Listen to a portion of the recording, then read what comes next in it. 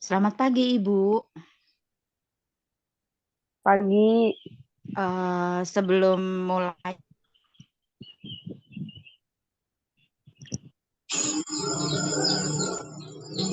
halo, pagi, Ibu. Pagi. Ya, Bu, izin bertanya, Bu, untuk kategori A, itu apakah masih mengikuti pretest lagi ya, Bu ya?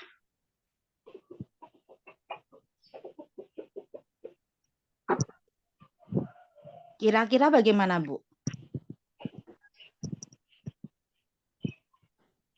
Kayaknya enggak ikut pretest.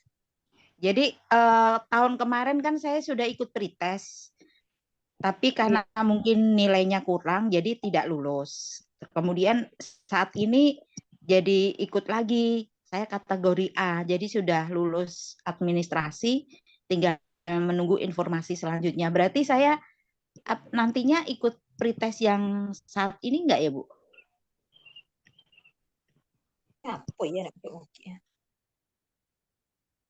Mohon dari ibu-ibu yang ada konfirmasi, yang ada informasi, bisa menjadi pencerahan buat saya, mungkin bagi teman-teman juga.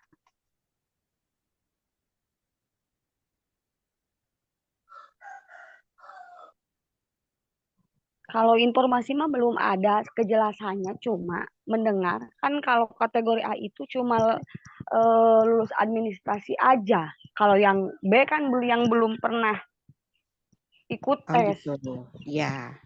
Oh gitu. Iya. Jadi tetap aja persiapan untuk ikut pretest lagi ya, Bu ya? Kemungkinan besar itu pasti pretest. Oh Ini mah gitu. kan kalau kategori A mah cuma lulus administrasi yang pernah melakukan pretest tahun kemarin. Kalau yang B kan yang belum pernah ikut. Oh gitu. Baik, Bu. Terima kasih informasinya. Iya, sama-sama. Ya.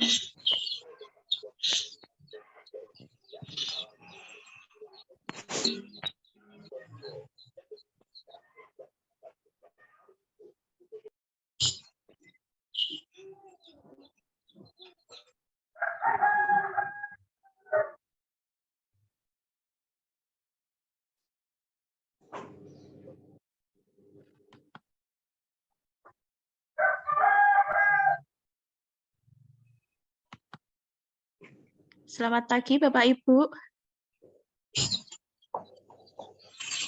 Selamat pagi. Pagi. Ya, mohon maaf. Mohon maaf ternyata tadi masih unmute ibunya saya. Nggih. Oh ya, tadi kan ada pertanyaan terkait dengan kategori A dan B. Tadi sudah Ya. tepat. Untuk kategori A tetap melaksanakan pretest, dan untuk kategori B juga tetap melaksanakan pretest. Kemudian yang membedakan antara kategori A dan kategori B yaitu TMT-nya Bapak Ibu. Bagi yang TMT-nya di Dapodik itu sudah lama, lebih dari 5 tahun, nanti untuk masa kuliah PPG kisaran 3-4 bulan, sedangkan yang TMT-nya masih baru di bawah 5 tahun, nanti kuliahnya kisaran 6 bulan. Itu jika dilakukan secara daring melalui Zoom. Dan untuk yang senior atau TMT-nya lebih lama, itu juga akan mengikuti pretest PPG hingga nilainya di ambang batas.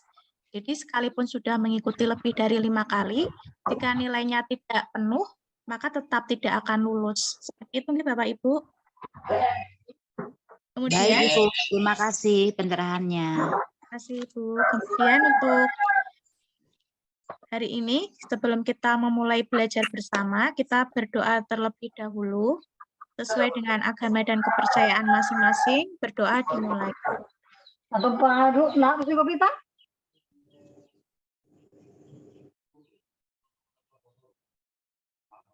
Berdoa selesai. Baik, Bapak Ibu, perkenalkan saya Bu Dwi Utami. Pada hari ini kita akan mempelajari kisi-kisi kembali.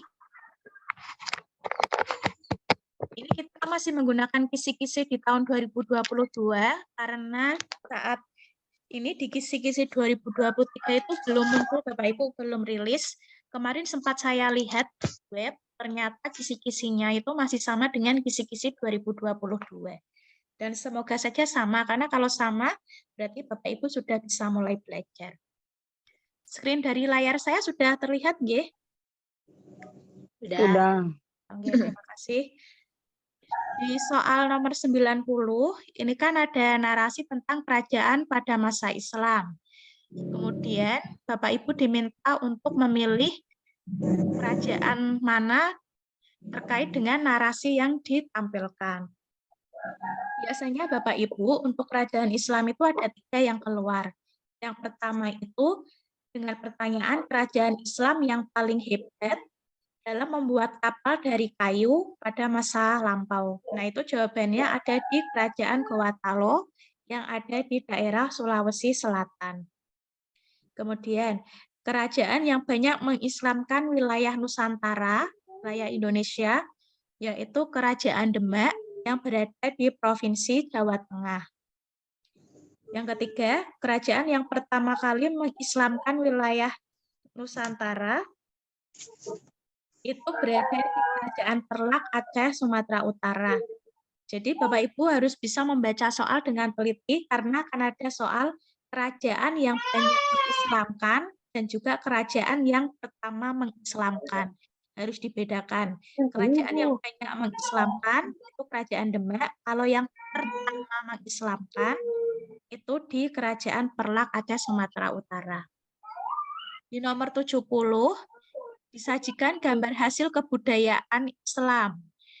Ada gambar ya Bapak Ibu, kalau kemarin itu disajikan gambar terkait dengan perayaan yang ada di daerah Surakarta, muncul ada kebo bule ya Bapak Ibu, kebo bule itu, kebo bule, kemudian ditanyakan kira-kira perayaan Suro yang ada kebo bulenya itu berada di daerah mana. Nah itu kemarin di antara peserta PPG itu sampai terjadi perdebatan Bapak Ibu terkait jawabannya. Jadi setelah kami melaksanakan post test, jadi nanti Bapak Ibu akan melaksanakan pretest sebelum kuliah dan post test atau ujian pengetahuan sesudah kuliah. Jadi nanti akan ada gambar dan kemarin yang keluar itu terkait di daerah Surakarta terkait dengan kebo bule. Kebo bule itu kerbau yang warnanya sangat putih sekali Bapak Ibu. Yang disinyalir itu bukan kerbau biasa, kerbau hadiah, dan kerbonya itu sangat diagung-agungkan dan sangat dicintai oleh masyarakatnya. Kemudian, gambar hasil kebudayaan Islam yang lain itu, yang pertama ada kaligrafi. Kaligrafi itu seni menulis Arab yang indah tanpa harokat. yang merupakan rangkaian dari ayat-ayat suci Al-Quran dan dirangkai sedemikian rupa sehingga membentuk gambar. Dan kaligrafi ini kadang dibentuk sesuai dengan bentuk-bentuk nyata, bisa bentuk bunga, rumah, dan juga diberikan warna yang menarik. Kemudian ada seni pertunjukan. Seni pertunjukan itu ada sholawat Nabi yang biasanya diiringi dengan musik rebana. Kemudian ada pergelaran para peserta terdiri atas kaum pria yang duduk di lantai dengan membawakan lagu-lagu berisi pujian untuk Nabi Muhammad SAW.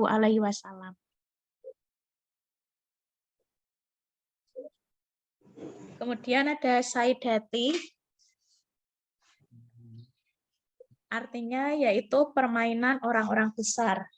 Yang ketiga, ada tradisi atau upacara, Bapak Ibu. Nah, kemarin kita itu yang keluar tradisi atau upacaranya. Untuk kaligrafi dan seni pertunjukan, di kemarin tidak muncul. Tradisi atau upacara ada grebek maulud untuk memperingati kelahiran Nabi Muhammad. Ada jamasan pusaka, yaitu upacara pembersihan barang-barang pusaka yang dilakukan pada malam 1 Muharram atau Suro, sehingga dikenal dengan tradisi Suro. Nah, ini tahun kemarin yang keluar yaitu di Jamasan Pusaka yang ada di daerah Surakarta. Kemudian upacara kira pusaka merupakan upacara kira pusaka Kanjeng Kiai Slamet pada pergantian tahun baru malam 1 Suro. Selanjutnya 41 diberikan narasi tentang politik etis. Peserta dapat menganalisis pengaruhnya bagi bangsa Indonesia. Jadi untuk politik etis,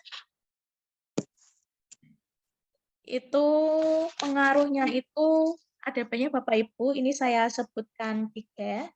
Yang pertama itu munculnya kalangan terdidik dari rakyat Indonesia, kemudian terbangunnya saluran irigasi, pertanian, dan perkebunan, dan yang terakhir terjadinya perpindahan penduduk dalam proses transmigrasi.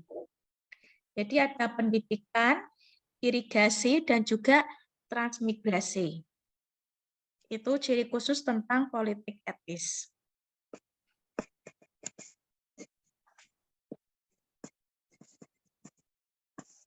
Nomor 42. Diberikan narasi tentang perjuangan organisasi pergerakan nasional, peserta dapat menilai organisasi perjuangan pergerakan kebangsaan Indonesia. Jadi ada banyak sekali nama organisasi Bapak Ibu. Ini saya sebutkan 6. Yang pertama itu Budi Utomo. Ini sering keluar. Budi Utomo itu didirikan pada tanggal 20 Mei. Kemudian yang memimpin itu ada Raden Adipati.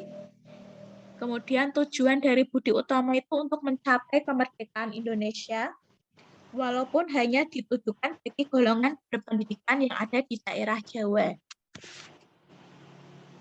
Kemudian sifat dari Budi Utomo itu adalah kooperatif. Budi Utomo sendiri didirikan oleh Dr. Wahidin Sudirosutomo. Yang kedua, Serikat Islam atau SI pada tanggal 16 Oktober yang dipimpin oleh Haji Samanhudi, Haji Omar Said, dan Cokro Aminoto. Kemudian tujuan dari Serikat Islam itu untuk menghimpun para pedagang pribumi Muslim agar dapat bersaing dengan pedagang besar Tionghoa.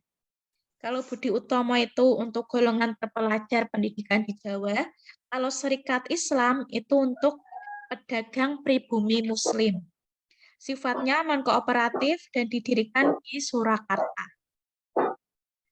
Selanjutnya, Indis Partix pada tanggal 25 Desember yang dipimpin oleh Dawes Dekker, Cipto Mangunkusumo, dan Ki Hajar Dewantara dengan tujuan membangun rasa cinta tanah air serta memajukan tanah air untuk menyiapkan kemerdekaan. Sifatnya kooperatif.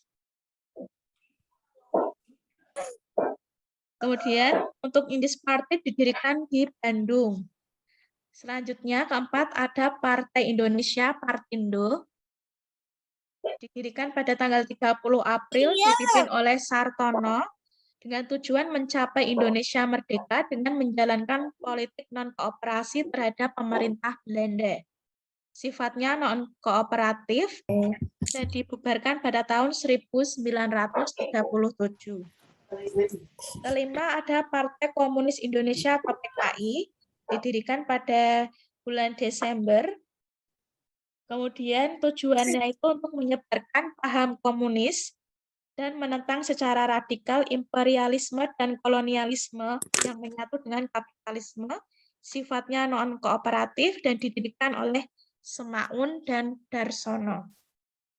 Terakhir ada Perhimpunan Indonesia atau PI, pada tanggal 25 Oktober, didirikan oleh Sultan Kasayangan dan Noto Suroto dengan tujuan menentang imperialisme dan kolonialisme di Indonesia, sifatnya non-kooperatif, didirikan di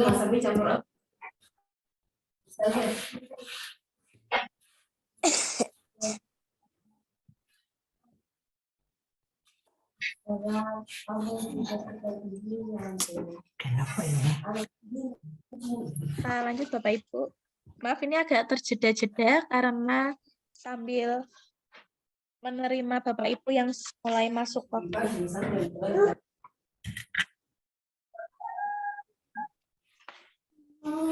Selanjutnya disajikan kasus tentang kehidupan sosial.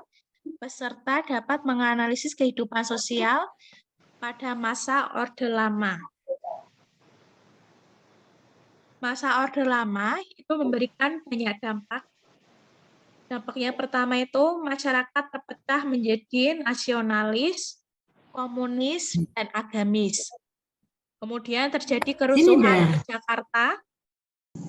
Dan yang terakhir adanya pelarangan musik, tarian, dan juga terjadi konflik antar lini. Nomor 71, disajikan gambar peristiwa pergerakan mahasiswa pada tahun 1998. Peserta dapat menganalisis penyebab lahirnya masa reformasi. Masa reformasi itu lahir karena adanya krisis multidimensi pada masa Orde Lama, meliputi krisis moneter dan juga krisis kepercayaan. Penyebab lahirnya reformasi, pertama, munculnya dominasi golongan karya dalam perpolitikan nasional. Kedua, munculnya krisis ekonomi. Ketiga, rapuhnya sistem kekuasaan Orde Baru. Keempat, menguatnya gerakan anti kemapanan. Kemudian di reformasi tersebut diagendakan ada beberapa kegiatan. Yang pertama, diminta mengadili Soeharto dan Kroningsnya. Kedua, adanya amandemen Undang-Undang Dasar 1945. Ketiga, penghapusan dui fungsi ABRI. Keempat, otonomi daerah yang seluas-luasnya. Kelima, supremasi hukum. Dan keenam, pemerintahan yang bersih dari korupsi, kolusi, dan nepotisme atau KKN. Oh, tidak cuci lagi.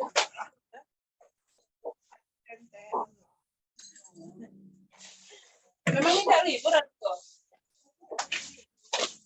Kemarin dulu.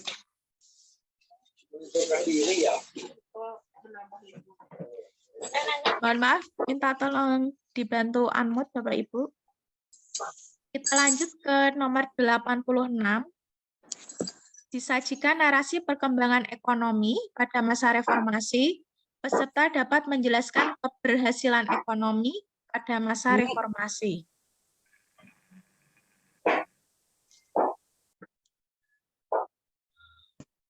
Jadi masa reformasi ekonomi itu berkaitan dengan B.J. Habibie. Pada masa pemerintahan Bahruddin Yusuf Habibie, reformasi ekonomi itu untuk mengatasi berbagai krisis. Pada periode pemerintahan B.J. Habibie dikenal dengan masa transisi Dari krisis ekonomi ke proses pemulihan. Pada masa ini, pemerintah menerapkan reformasi kebijakan ekonomi di sejumlah sektor guna memulihkan kepercayaan publik yang merosot akibat krisis.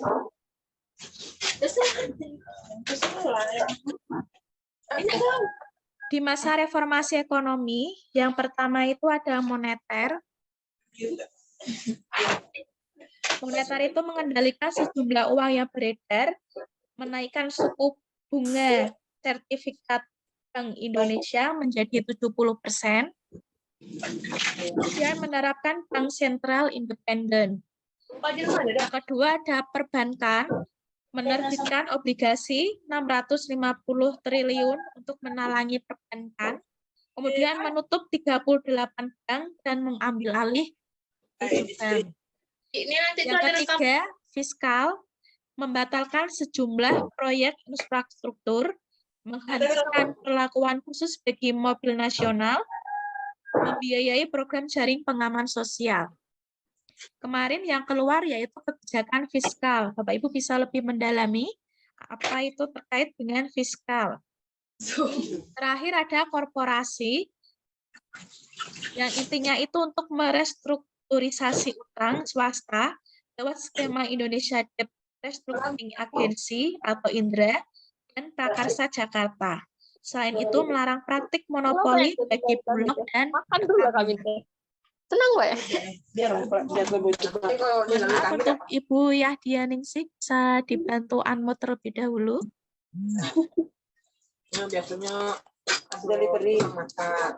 Siapa yang masaknya? B.J. Habibie itu reformasi ekonomi, sedangkan Megawati itu masuk ke reformasi pasca program IMF.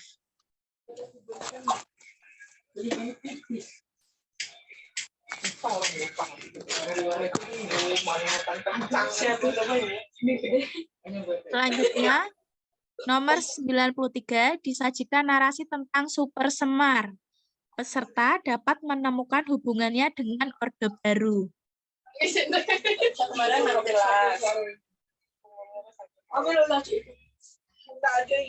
Alasan dikeluarkan Super Semar yaitu untuk memberikan kekuasaan kepada Soeharto untuk memulihkan keamanan dan kewibawaan pemerintah.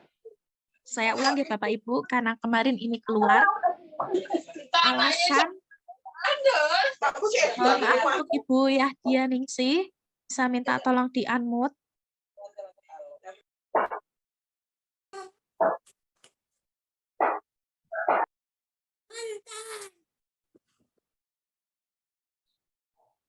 Alasan dikeluarkannya Super Semar yaitu untuk memberikan kekuasaan kepada Soeharto untuk memulihkan keamanan dan kewibawaan pemerintah. Tujuan Super Semar itu untuk melarang dan membubarkan PKI atau Partai Komunis Indonesia beserta ormasnya. Kemudian pemurnian MPRS dan lembaga negara lainnya dari unsur PKI dan menempatkan peranan lembaga itu sesuai dengan Undang-Undang Dasar 1945.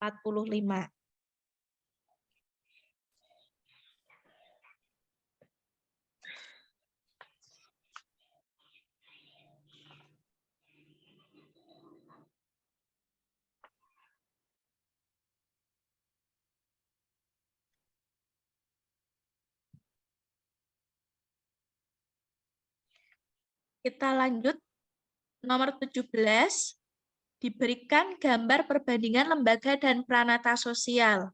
Peserta dapat membedakan apa itu lembaga dan juga pranata sosial.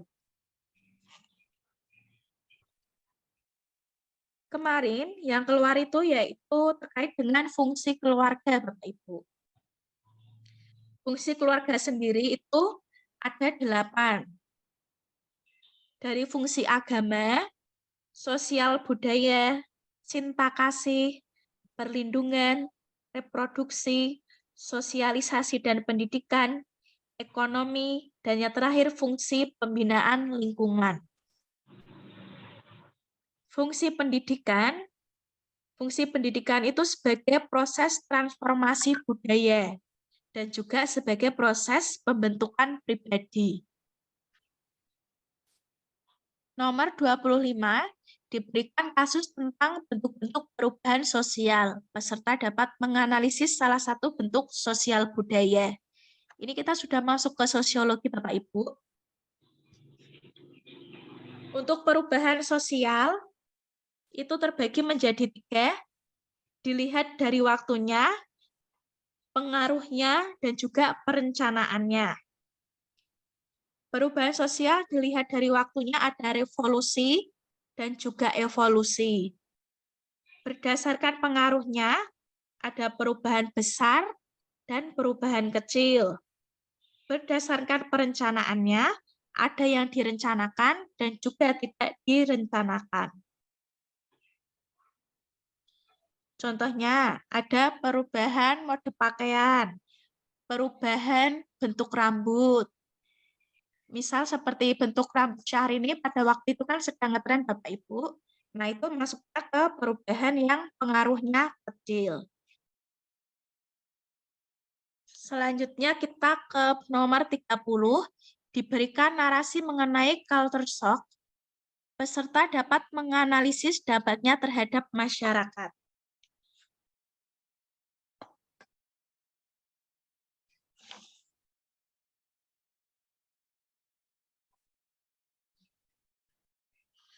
Untuk culture shock sendiri atau masa krisis,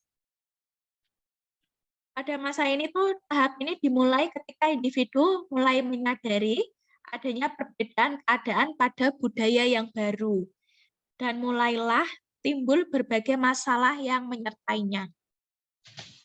Sebagai contoh adanya kesulitan dalam proses adaptasi dan juga komunikasi. Kemudian untuk culture shock sendiri itu juga memberikan dampak bagi kehidupan.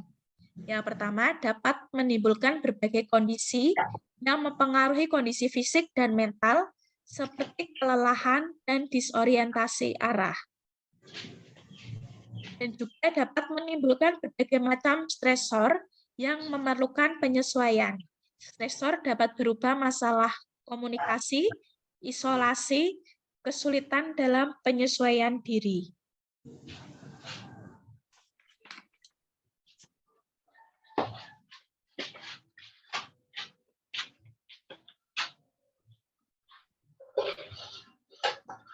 Di nomor 29 diberikan narasi mengenai bentuk-bentuk interaksi sosial, peserta dapat menentukan rekonstruksi salah satu bentuk interaksi sosial.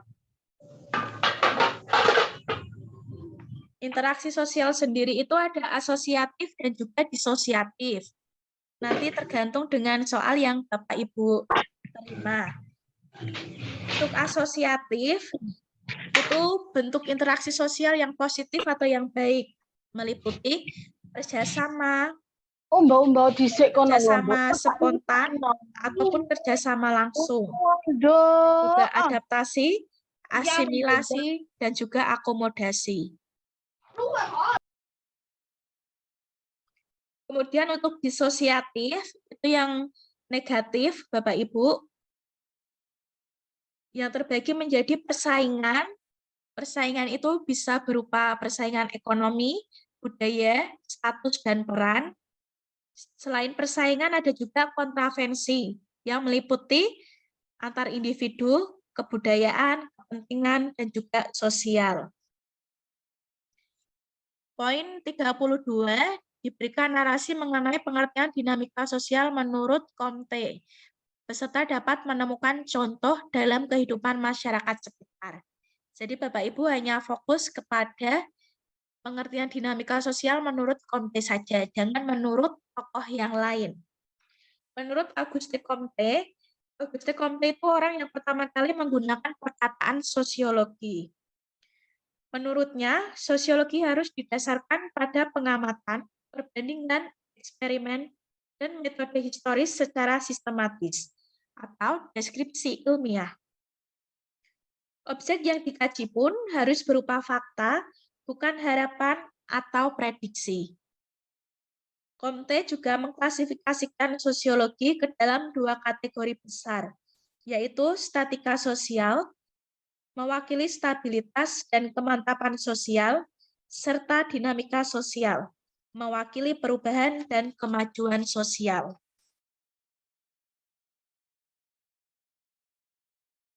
Selanjutnya, di poin nomor 53, disajikan contoh kasus mengenai penyimpangan sosial, peserta dapat membedakan jenis-jenis penyimpangan sosial.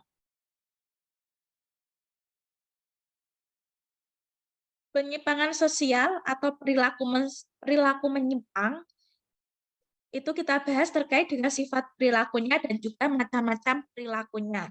Untuk sifat perilaku menyimpang itu ada positif dan negatif, tetapi karena perilaku menyimpang itu selalu identik dengan sikap yang negatif. Macam-macam perilaku menyimpang itu ada 4. Yang pertama kejahatan, kedua penyimpangan seksual, ketiga pemakai dan pengedaran obat terlarang, dan keempat penyimpangan gaya hidup. Pertama tadi ada kejahatan yang terbagi menjadi kejahatan tanpa korban, kedua kejahatan terorganisasi, ketiga kejahatan kerah putih, dan keempat kejahatan korporat.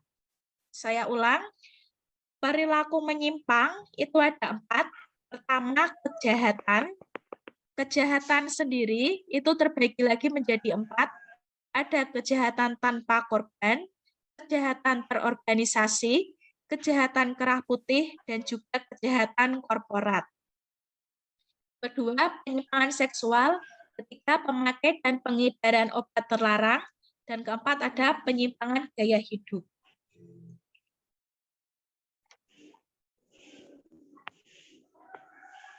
Nomor 58, disajikan contoh kasus tentang mobilitas sosial. Peserta dapat menilai berdasarkan pengertian mobilitas sosial menurut salah satu ahli.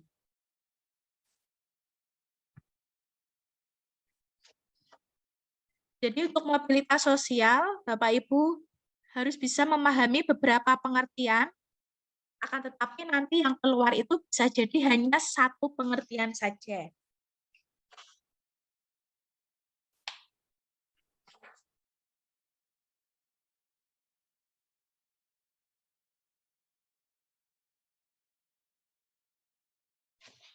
Yang pertama, mobilitas sosial menurut Suryono Sukanto. Ini sering sekali keluar, bahkan di anak didik kita, itu juga sering kita keluarkan dan sering kita ajarkan. Menurut Suryono Sukanto, mobilitas sosial itu suatu gerak dalam struktur sosial, yaitu pola-pola tertentu yang mengatur organisasi suatu kelompok sosial. Menurut Horton dan Hahn, mobilitas sosial sebagai gerak perpindahan dari satu kelas sosial ke kelas sosial lainnya. Contohnya, dari orang miskin menjadi orang kaya. Ketiga, William Kornblum, mobilitas sosial merupakan perpindahan individu-individu, keluarga-keluarga, dan kelompok sosial dari satu lapisan ke lapisan sosial lainnya. Menurut Michael S. Basis, mobilitas sosial perpindahan ke atas atau ke bawah lingkungan sosial ekonomi yang dapat mengubah status sosial seseorang dalam masyarakat. Kelima, menurut Edward Ransford, mobilitas sosial perpindahan ke atas atau ke bawah dalam lingkungan sosial secara hierarki. Keenam, menurut Kimball Young dan Raymond Weymouth, mobilitas sosial itu merupakan suatu mobilitas dalam struktur sosial, yaitu pola-pola tertentu yang mengatur organisasi suatu kelompok sosial. Kata kunci dari mobilitas sosial yaitu adanya perpindahan, Bapak Ibu. Perpindahan di sini itu dalam arti perpindahan status sosial atau perpindahan lapisan-lapisan. Perpindahan status sosial, misalnya yang dulunya hanya warga biasa, sekarang menjadi ketua RT atau menjadi ketua RW. Nah, itu kan ada merupakan salah satu mobilitas sosial vertikal naik. Ibaratnya statusnya mulai meningkat.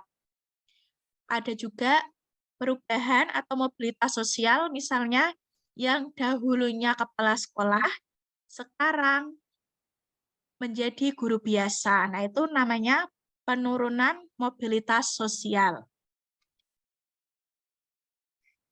Baik, Bapak Ibu, itu pengantar dari saya. Kemudian selanjutnya saya akan memberikan soal di Google Form sejumlah 25 nomor, Bapak Ibu. Akan saya berikan linknya. Bapak Ibu dimohon nanti bisa mengklik link tersebut, kemudian diisi nama Bapak Ibu. Setelah itu, nanti bisa Bapak Ibu cek berapa nilai yang Bapak Ibu terima. Untuk soal karena 25 nomor, maka durasi pengerjaan kisaran 25 menit. Satu soal, 1 menit. Silakan Bapak Ibu bisa memantau di grup WA, grup kelompok bimbel akan saya kirim sebentar lagi. Silakan yang mau sambil makan minum juga boleh Bapak Ibu.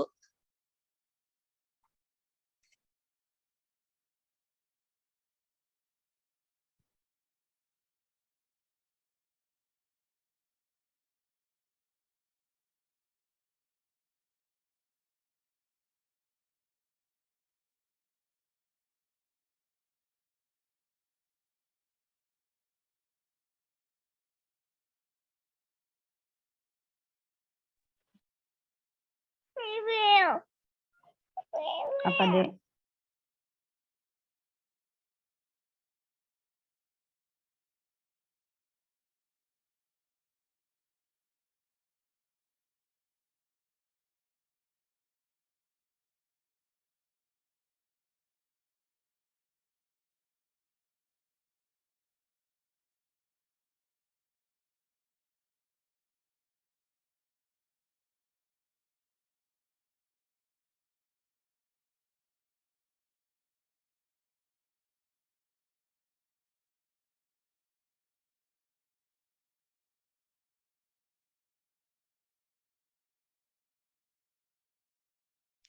Bapak Ibu sudah saya kirimkan ke grup, di grup WA Bimbel, mohon untuk bisa diklik link tersebut. Terima kasih Bapak Ibu.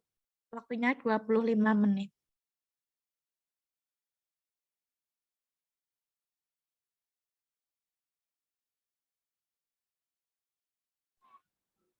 Itu soalnya dikerjakan ya, Bu? Iya, Ibu. Silakan untuk soal tersebut sejumlah 25 nomor bisa dikerjakan mulai dari sekarang ya. Setelah dikerjakan nanti akan kita bahas bersama. Baik, makasih, Bu.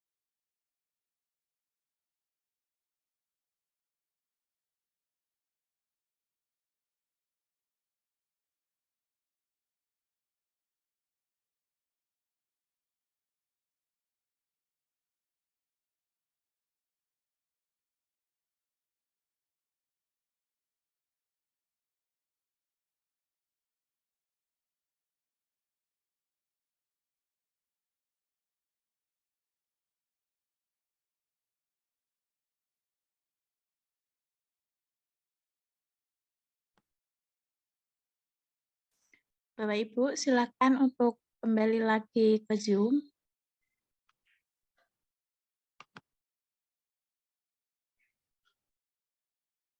Kita akan mulai membahas mengenai latihan soal tadi.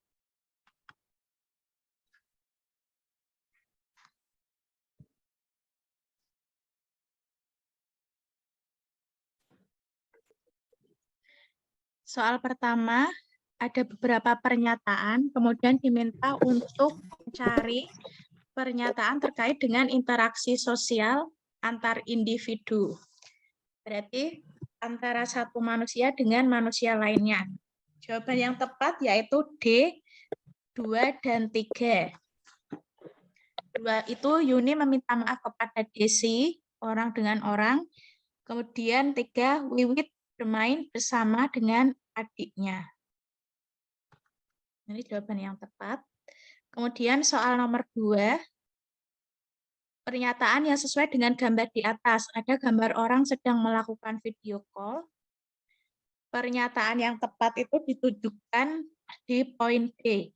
Komunikasi dengan menggunakan gawai atau HP itu menunjukkan kontak sosial tidak langsung. Tidak langsung karena melalui gawai tersebut. Jadi untuk kontak sosial ada langsung dan tidak langsung. Kalau langsung itu adanya kontak sentuhan, sedangkan komunikasi tidak langsung biasanya ada perantaranya.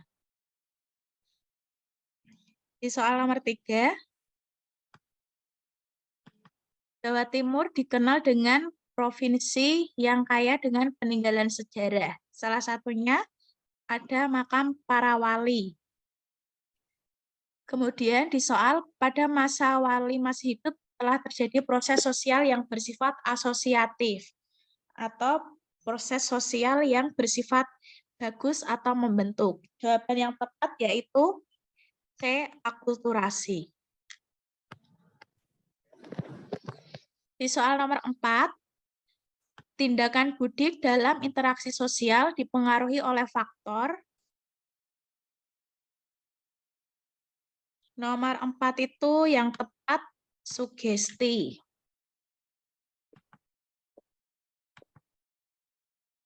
Kenapa sugesti? Karena Budi itu merupakan salah satu siswa di SMA Jombang. Dia punya penyakit influenza.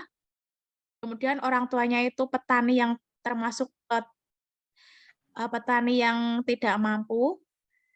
Kemudian orang tuanya tidak sanggup untuk mengobatkan Budi di rumah sakit kota, sehingga hanya mampu membawa ke rumah sakit di dekat rumahnya yang dipercaya, ada kata percaya, dipercaya dapat menyembuhkan berbagai penyakit. Dengan cara hanya dengan beristirahat dan makan saja yang cukup. Nah, karena Budi percaya dengan apa yang dikatakan oleh dokter, maka itu termasuk ke dalam sugesti.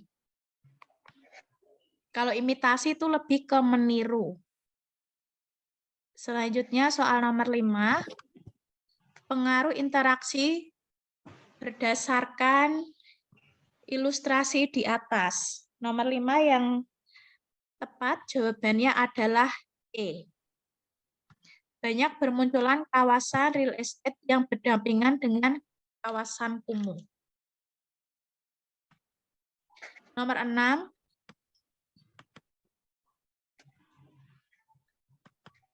Silalahi dibesarkan dari keluarga yang agamanya Katolik taat. Tetapi keluarganya itu menanamkan nilai-nilai dan norma sesuai dengan ajaran agar Silalahi menjadi anak yang baik dan taat beragama. Akan tetapi, ayah dan ibunya serta guru-guru di sekolah itu terkejut ketika Silalahi bergaul dengan teman-temannya di luar rumah dan juga di luar lingkungan sekolah yang suka mabuk-mabukan dan kebut-kebutan atau berperilaku tidak baik. Sehingga tindakannya Silalahi itu termasuk ke tindakan D, sub kebudayaan yang menyimpang.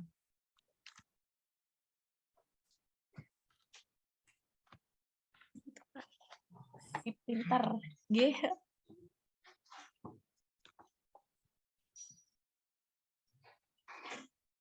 kita lanjut di soal nomor 7. Ada gambar terkait dengan aktivitas anak pang yang mengikuti perkembangan fashion. Akan tetapi, anak pang tersebut tidak menghiraukan batasan nilai dan norma sosial yang berlaku di dalam masyarakat. Itu dikarenakan adanya yang tepat keinginan untuk mempelajari perilaku menyimpang dan hasil sosialisasi subkultur yang menyimpang. Nomor 8, cara hidup masyarakat elit dengan mengkonsumsi barang mewah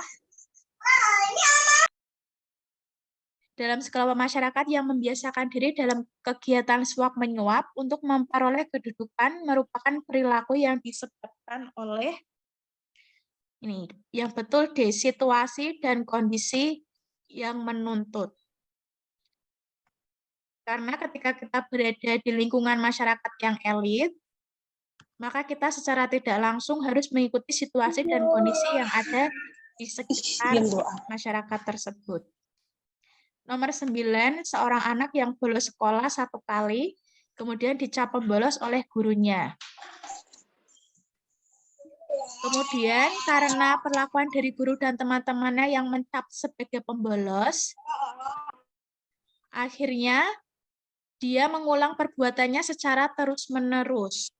Nah, berdasarkan teori perilaku yang dilakukan anak tersebut atau yang dilakukan oleh Rudy, itu masuk ke dalam A, labeling. Nomor 10, setiap hari Polantas berada pada lokasi atau titik tertentu untuk menyadarkan masyarakat akan tertib lalu lintas seperti menggunakan helm dan berkendaraan aman. Yang dilakukan polisi tersebut termasuk ke dalam pengendalian sosial, C, preventif atau mencegah atau memberikan himbauan agar hal-hal buruk tidak terjadi.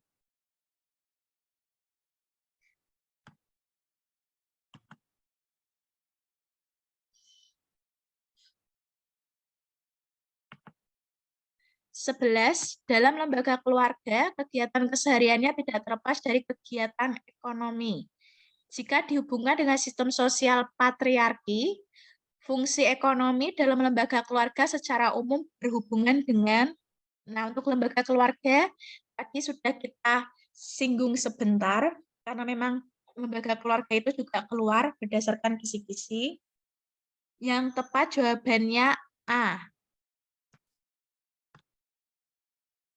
Terkait dengan status dan peran.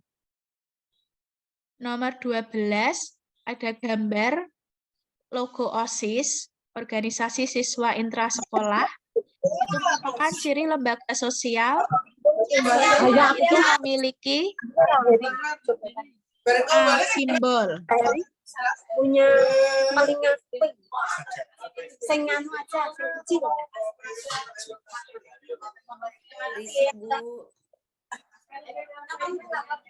Maaf saya ya Bu Sri Idayati.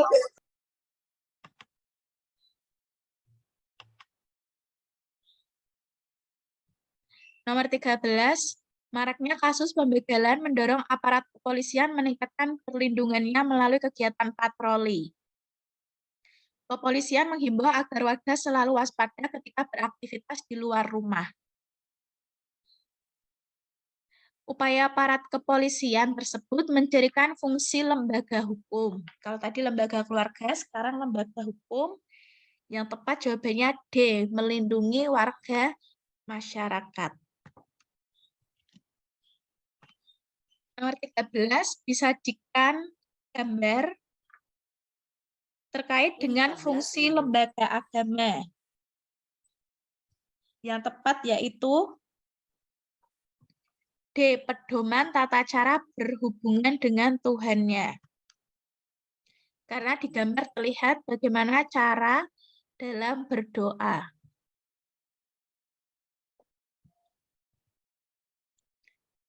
Nomor 15, terkait dengan persamaan gender antara wanita Dengan wanita tersebut itu kisaran 30% berpartisipasi dalam dunia politik. Hal tersebut sesuai dengan peran dan fungsi lembaga politik, yaitu untuk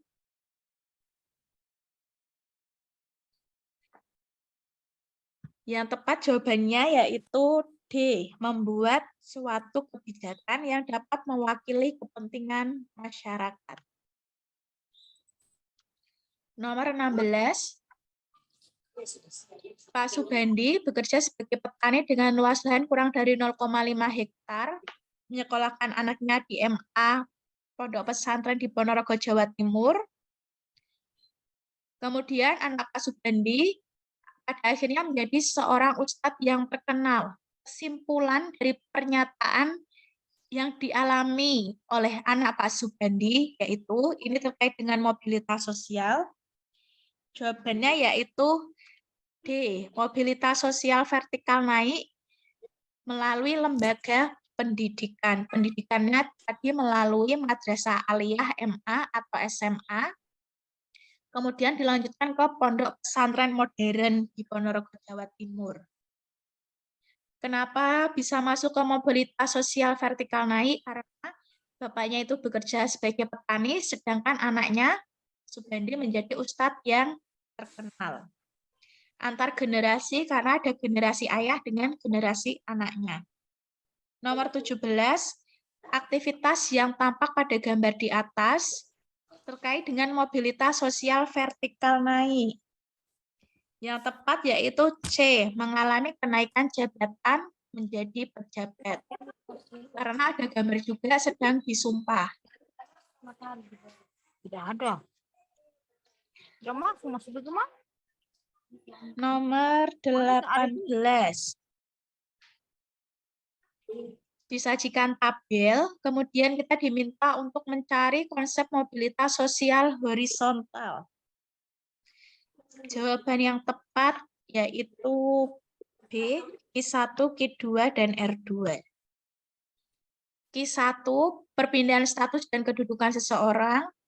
Q2, perubahan kedudukan dari status lama ke status baru, tetapi relatif sederajat. Misalnya ada siswa pindah dari SMP A ke SMP B, sama-sama pindah dengan status kelas 8, maka itu bisa disebut dengan mobilitas sosial horizontal. Kemudian R2, perubahan yang tidak menyebabkan kedudukan seseorang menjadi naik ataupun turun. Misalnya dahulu menjadi ketua RT, sekarang tetap menjadi ketua RT. Jadi tidak ada yang berubah. Itu disebut dengan horizontal. Kalau ada perubahan, itu bisa masuk ke vertikal. Vertikal naik, contohnya tadi kisah Bandi yang menjadi ustadz. Kalau turun, itu contohnya sekarang RT, kemudian menjadi warga biasa. Nomor 19, terkait dengan contoh mobilitas vertikal turun tetapi secara wajar. Yang tepat adalah D, Pak Idrus pensiun menjadi guru, dikarenakan memang sudah masuk ke dalam masa pensiun. Kalau yang A ini vertikal turun tapi tidak wajar karena korupsi. Yang B, bolos. Ini juga tidak wajar. Yang C, karena melakukan perundungan dengan sesama siswa, tidak wajar. Yang E, karena tidak taat aturan. Nomor 20, gejala yang menunjukkan tingginya mobilitas penduduk secara ulang-alik. Yang betul yaitu A, kemacetan lalu lintas di perkotaan hanya pada pagi dan sore hari saja.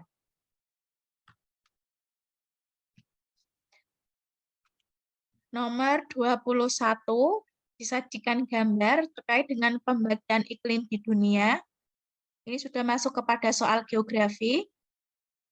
Indonesia sendiri masuk ke daerah dengan lintang A, 0 sampai 23, LU sampai dengan LS.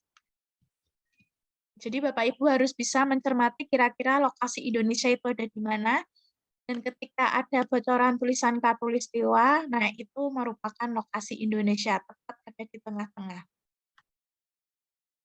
Soal selanjutnya, iklimnya. Jika Bapak Ibu sudah tahu lokasinya Indonesia, karena di sini di Katulistiwa, iklimnya adalah tropis. Untuk kemarin yang keluar itu adalah iklim di daerah Vietnam dan Myanmar. Jadi Bapak Ibu bisa mempelajari iklim di Vietnam dan Myanmar, kali saja itu keluar. Tapi diusahakan juga membaca dengan iklim-iklim yang ada di negara lain, terutama yang ada di negara ASEAN. Nomor 23, ciri-ciri iklim Indonesia yang tepat yaitu C. Curah hujan tidak merata, terutama di daerah Indonesia Timur itu jarang sekali mengalami hujan.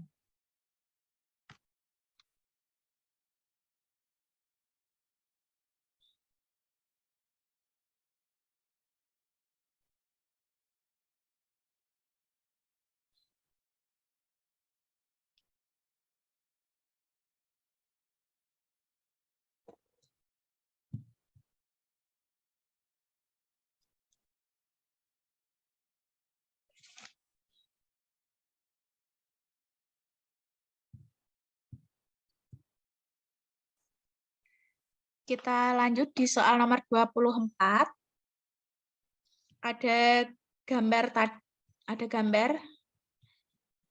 terkait dengan ciri-ciri terkait nomor 24 terkait dengan gambar arah angin yang ada di negara Indonesia.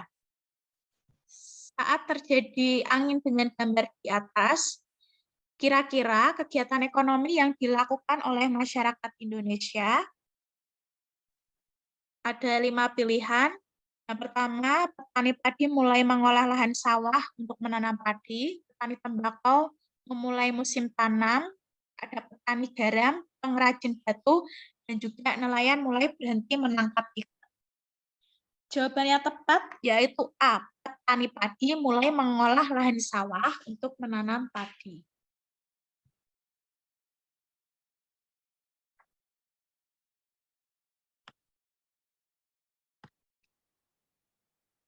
Kemudian di soal nomor 25 terkait dengan masa paceklik ikan bagi nelayan di Indonesia yang terjadi pada bulan yang tepat nomor 25 yaitu B.